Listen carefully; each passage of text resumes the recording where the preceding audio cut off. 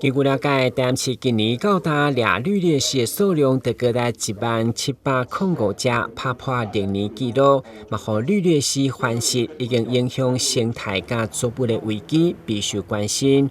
对此，议员周家伟伫中日巡嘉义市府半冬来委外掠到统计发现，今年台南拢集中伫林地大甲里，到底厂商有甚物撇步伫遮移除？当地各有甚物款的特殊环境，要求市府进一步研究，检测当成为全国模范区。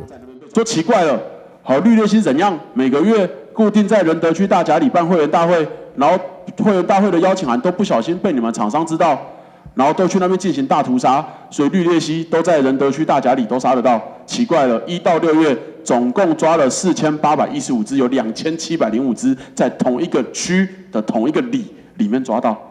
局长，你没感觉这个数据就奇怪吗？我跟议员报告，我听到，谢谢您的这样子的抽丝剥茧。我看到这个消息，我觉得有点像那个财政部的那个抽奖，怎么都老是同样的人抽奖中。对啊，我就很疑惑，仁德区大甲里4815只，他抓到的比例占了56.18%。好，我善意相信这些绿鬣蜥都在那边被抓到的，所以我就想知道绿鬣蜥是不是就爱住这里？你们有没有研究过，局长？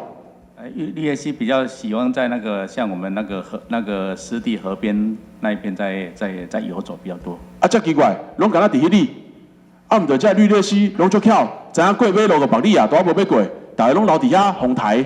市长会长今日以财政部发票抽奖中奖人中户得奖为例，来形容掠绿鬣蜥拢集中伫林地大甲里的反常，嘛等于认同议员伫中日巡以惊世骇俗来描写绿鬣蜥，参像咧开会员大会集中被掠，不管敢是口舌，都要求农业局进一步了解。